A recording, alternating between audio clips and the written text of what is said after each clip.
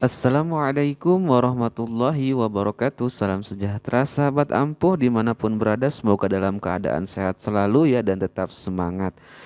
Channel Ampuh Tutorial kali ini kembali akan membahas tentang pencairan insentif guru bukan PNS tahun 2022. Ini adalah video lanjutan dari video sebelumnya tentang tunjangan insentif sudah mulai cair. Sahabat, ada beberapa poin penting terkait pencairan tunjangan insentif GB PNS tahun ini. Saya rangkum dari berbagai macam sumber yang menghasilkan beberapa poin di sini, supaya bisa menjadi penerangan atau ada sebagian yang belum ditetapkan sebagai penerima pencairan tunjangan insentif. Sahabat, saya bagikan poin pentingnya. Yang pertama,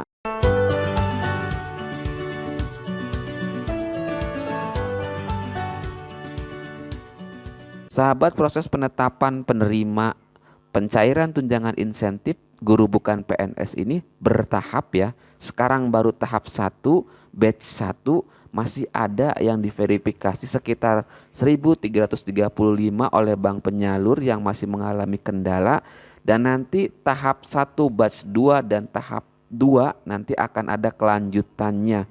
Mudah-mudahan secepatnya agar kita semua bisa merasa lega ya sahabat ampuh. Kemudian yang kedua, dokumen persyaratan pencairan yang harus disiapkan atau kita bawa ketika ke bank penyalur. Dalam hal ini bank penyalurnya untuk tahun ini adalah Bank Mandiri. Saya belum melihat ada bank yang lain di daerah yang lain. Semuanya sepertinya se-Indonesia ataupun saya kurang tahu ya, tapi mayoritas sepertinya menggunakan Bank Mandiri. Yang disiapkan apa saja? Pertama, KTP, berkas dokumen yang didownload di akun PTK Simpatika yang sudah ditetapkan ya menjadi penerima tunjangan insentif, yaitu surat penerima, SPTJM-nya, dan juga surat kuasa. Sebenarnya ini ada tambahan satu lagi, nanti dibahas ya saya di slide berikutnya. Kemudian total tunjangan yang akan diterima sejumlah 3 juta. Ini 2 tahap sekaligus ya. Tahap 1 itu pencairan Januari ke Juni, tahap 2 itu pencairan dari Juli ke Desember. Lalu ada potongan pajak 5%, sehingga 3 juta dikurangi 5% yaitu 150.000, maka total yang akan diterima adalah 2.850.000 rupiah. Sahabat semuanya, kemudian yang berikutnya adalah poin yang berikutnya, untuk yang belum menerima notifikasi ditetapkan mohon bersabar karena masih berproses ya sahabat. Mudah-mudahan secepatnya selesai. Saran dari saya, silakan cek secara berkala saja. Mudah-mudahan semuanya mendapatkan rezekinya dan ditetapkan menjadi penerima tunjangan insentif. Masa cut off atau pengambilan data dari penerima atau yang menjadi penerima tunjangan insentif sekarang untuk tahap 1 adalah bulan Mei 2022. Kemudian untuk tahap 2 adalah September 2022. Kemudian surat kuasa dan surat pernyataan tidak memiliki NPWP ini khusus untuk penerima provinsi non Aceh atau bukan provinsi Aceh yang rekeningnya Bank Mandiri. Nah, kayaknya mungkin di Provinsi Aceh rekeningnya bukan Bank Mandiri, tapi saya nggak tahu ya sahabat.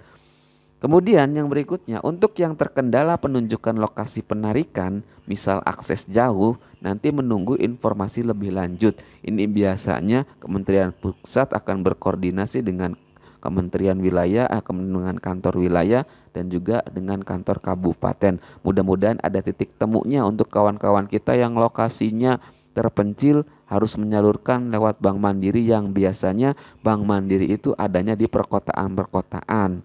Kemudian yang terakhir, saat ini notifikasi untuk tahap pertama sudah masuk semua, menyusul tahap kedua termasuk yang ada perbaikan data pada bulan lalu. Masih ada sekitar 1335 karena ada kendala di pihak bank penyalur. Saat ini masih dalam proses verifikasi oleh pihak bank. Nah sahabat, ini adalah beberapa poin yang saya tangkap dari beberapa pernyataan yang ada di media sosial dan juga pernyataan yang ada di kementerian. Yang jelas, poin terpenting dari yang berhak menerima tunjangan ini sebenarnya adalah juknis dari tunjangan insentif tersebut sahabat semuanya.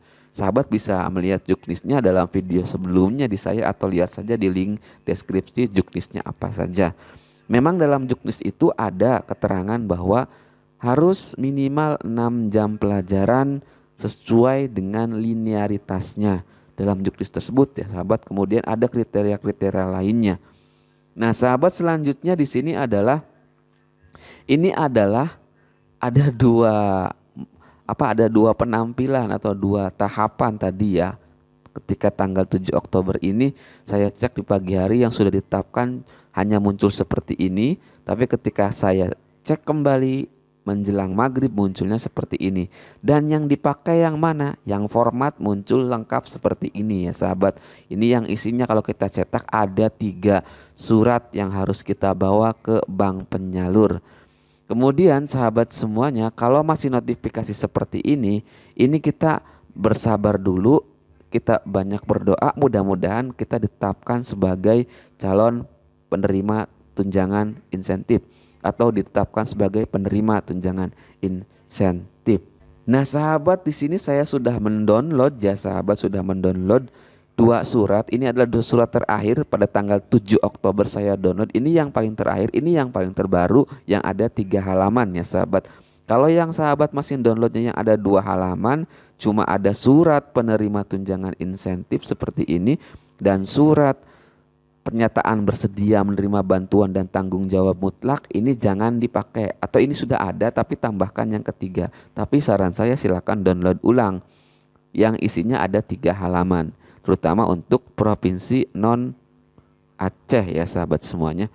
Ini ada 3 surat sahabat. Suratnya seperti biasa, seperti yang dulu-dulu sebenarnya, cuma ada tambahan surat kuasa saja.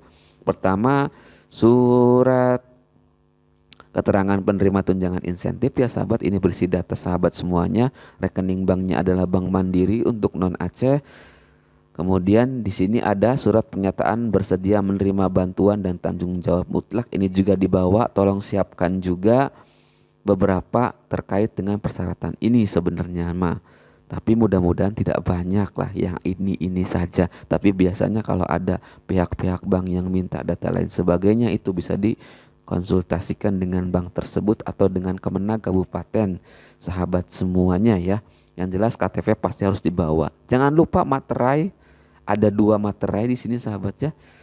Halaman terakhir itu surat kuasa. Surat kuasa ini berisi kita memberikan kuasa kepada pihak bank penyalur. Karena ini adalah pergantian bank, maka harus ada surat kuasanya biasanya. Di sini yang tanda tangan kita di atas materai. Kalau yang poin ini kosongkan karena ini untuk bank mandirinya atau bank penyalurnya ya sahabat. Jadi jangan bingung ini yang terima siapa, apakah kita diwakilkan? Bukan, ini khusus untuk arsip atau dokumen penting di bank penyalur. Karena di sini bank penyalur juga bertanggung jawab atas laporan-laporan penerimaan tunjangan insentifnya ya sahabat semua, yang mungkin bisa memberikan sedikit mungkin ya gambaran untuk sahabat semuanya. Apabila sahabat ingin bertanya silakan tulis saja di kolom komentar. Kita akan berdiskusi atau bertanya jawab, nanti saya akan menjawabnya. Terima kasih banyak. Wassalamualaikum warahmatullahi wabarakatuh.